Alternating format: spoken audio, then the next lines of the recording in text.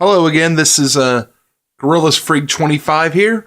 I'm going to recap the first episode of MTV's Challenge Invasion of the Champions. The season premiere is the 29th season, which is very hard to believe. It's crazy how many seasons there's been now. And it takes place in Krabi, Thailand. So TJ Lavin is the host, of course, which he has been for like 18 consecutive seasons now, 20 consecutive seasons, I think. And I'm not going to go into the cast because if you watched it, you'll know that this is the first time Shane has been on the challenge in after 16 consecutive seasons taken off, which is a new challenge record. It broke Trichelle's record.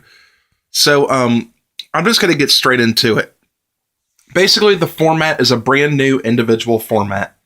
What a coincidence. Another new format. Anyway, it starts out with 18 underdogs, which are people who have never won a challenge. Now, before you think this starts sounding like the ruins, just keep on listening. This is a little more fair format. Well, not really fair, but more equal playing field. Basically, the 18 underdogs either have to win a challenge or win an elimination to make it to the Oasis. And I just want to say I absolutely love that part of it, because I remember coming up with an idea a few years ago that there should be a challenge where everybody has to go in elimination at least once. And this isn't quite the same, but it's on the right track. So I think it's going to narrow it down to about 8 underdogs. So it's only going to be a few episodes. Well, here's the catch. They don't know, but we do.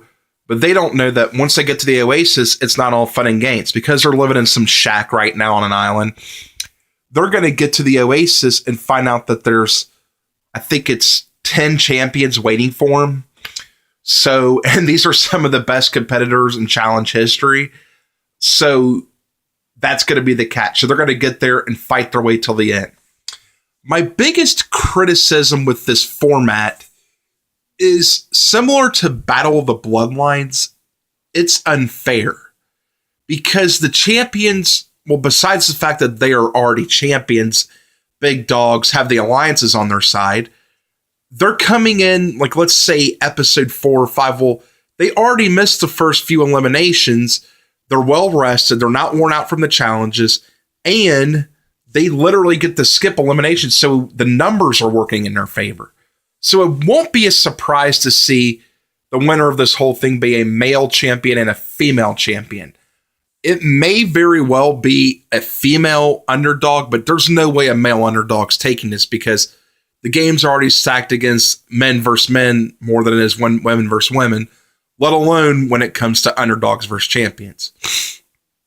Anyway, before the episode, I predicted that the first girl to go home would be Amanda, because she's controversial and she's a rookie. It's a bad combination. And I predicted the first guy to go home was Bruno, because it's his first season and he's controversial. I was close, so I'm going to go into that.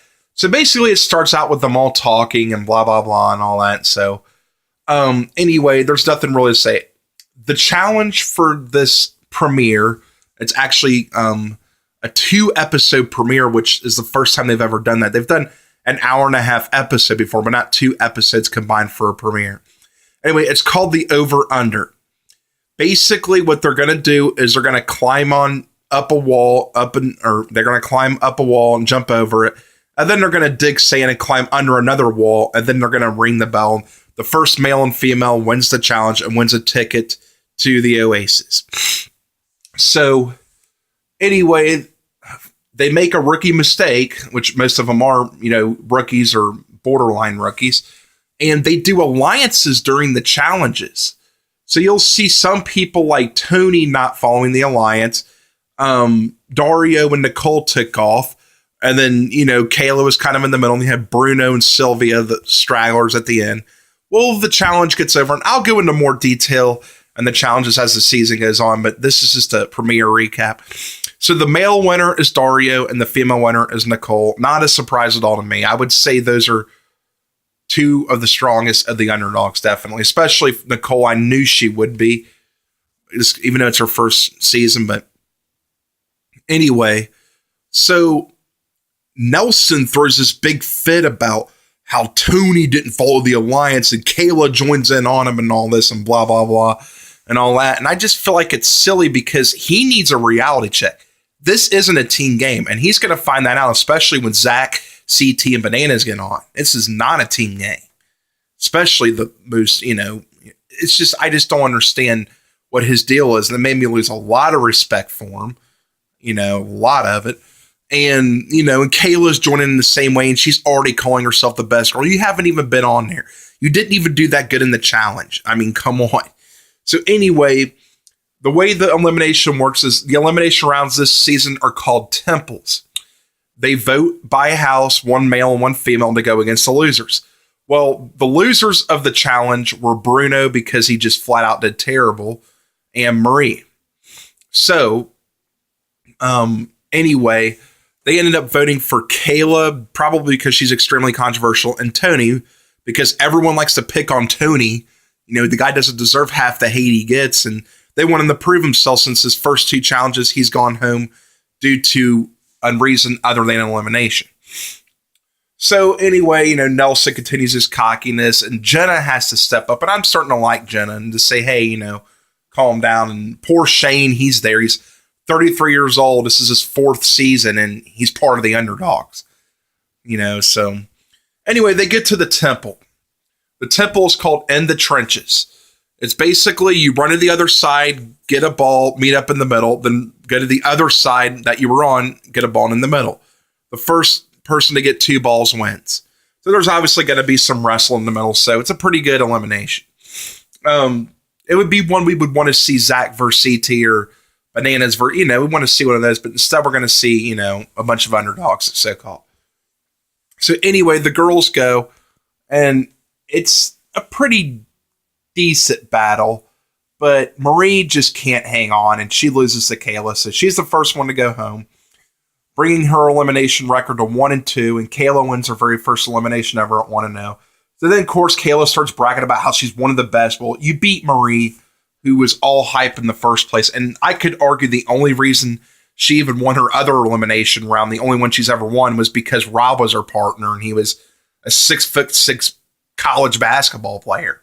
Marie is just all hype, and I don't hate the girl, but she's an okay, nice girl, but she's just really not that good. I remember her on her Real World season. Oh, I play soccer. Well, yeah, but then you quit soccer to be a party girl. I don't think you're going to be too much. So anyway, then it's Bruno versus Tony, and this wasn't a surprise at all to me. Tony just dominates Bruno, and I think Tony's definitely got potential, and Bruno's just made me feel bad for him a little bit because even though he went home first one and he was a prick on his Real World season, he is homeless. I feel like the guy just needs some serious help. So anyway, it was both of their first eliminations ever, and Tony won. Well, here's what's really neat about it. The people, similar to the Exiles in both Fresh Meat seasons, the competitors didn't get a chance to watch them. So they're going to come back and surprise the house. I like that. It's just like, the Fresh Meat Exiles, like I said, just like Battle of the Bloodlines where you couldn't see what was going on in Exiles. So it was pretty neat. I just really think that's cool. So I don't know. This looks like a decent season, and we'll see how episode 3 is tonight. Remember, it is episode 3. They showed back-to-back last week. So, I think we're all waiting for the champions, but I just don't want to see Bananas. So tell me what you think. Okay, see ya.